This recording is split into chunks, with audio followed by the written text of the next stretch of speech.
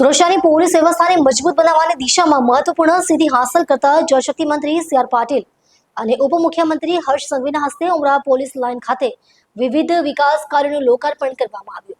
ગુજરાત રાજ્ય પોલીસ આવાસ નિગમ લિમિટેડ દ્વારા કુલ ₹116 કરોડના બાંધકામોને લોકાર્પિત કર્યા હતા।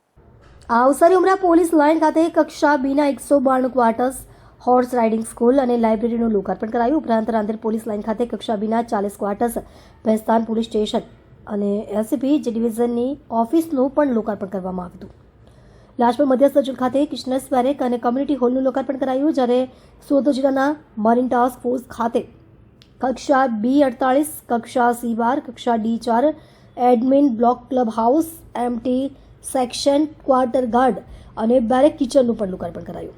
આ કાર્યક્રમ દરમિયાન ખાતમુહૂર્ત પણ યોજાયો હતો। સમારોહમાં સુરત પોલીસના ઉચ્ચ અધિકારીઓ તેમજ વિવિધ રાજકીય આગેવાનો પણ ઉપસ્થિત રહ્યા હતા।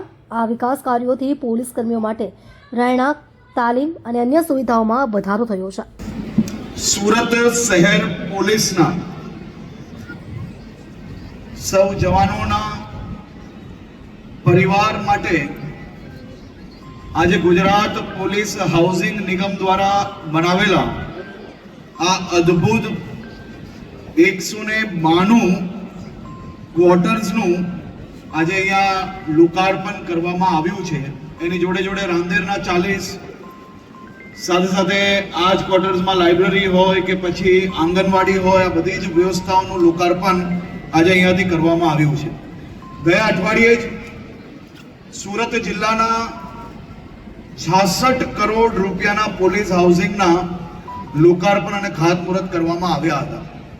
આજે ફરી 112 કરોડ રૂપિયાના પ્રોજેક્ટોના ખાતમુહૂર્ત અને લોકાર્પણ અહીંયાથી કરવામાં આવ્યા છે।